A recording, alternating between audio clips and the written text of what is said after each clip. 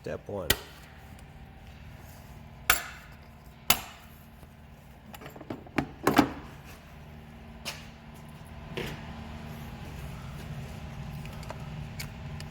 Step 2.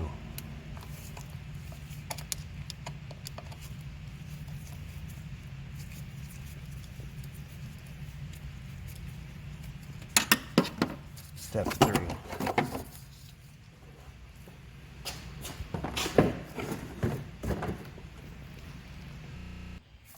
Step 4. Disconnect. Disconnect.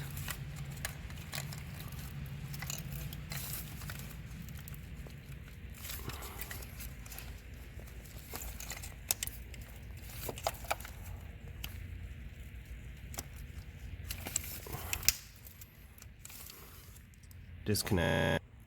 And that's what it's going to look like.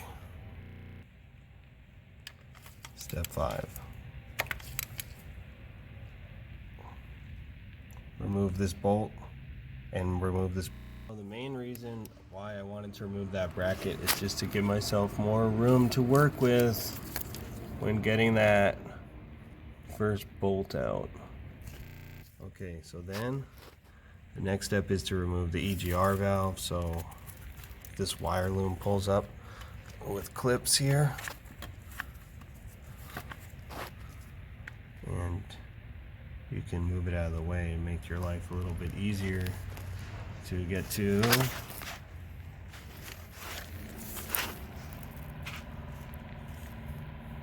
That 12mm nut, as well as there's another one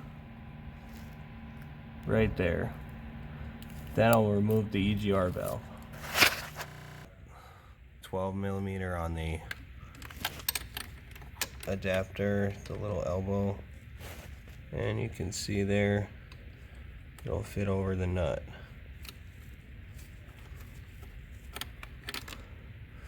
And on the back side, you don't even need the angle.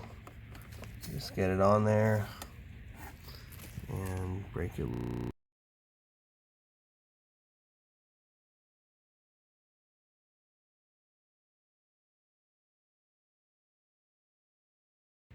And now that the EGR valve is out of the way, we've got one bolt under the pressure sensor, and then another one there on the other side. So 10-inch socket and ratchet for this one, as well as for the other one on that side.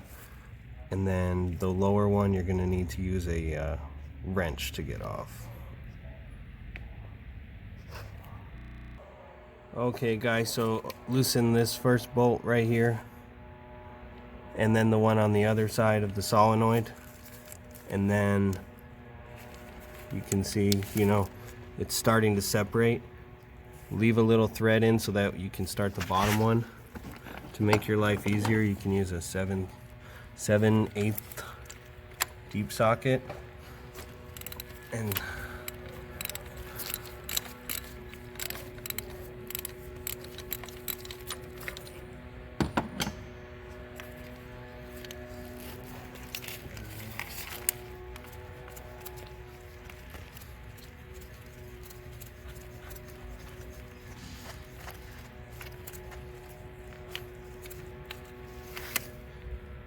just like that. Put the rag so it catches it. Let it drain for a second, and then we'll do the bottom bolt. And for the bottom bolt, I'm going to use a 10mm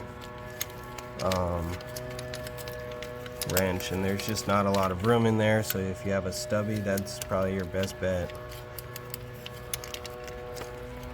Just gotta get on that bolt.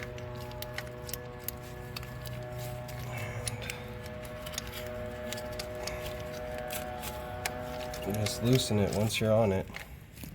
So good luck with that one, because as you can see, there's not a lot of room. See if I can get some light down there. That's your bolt right there. Okay, we've got the old one and the new one. Looks exactly the same.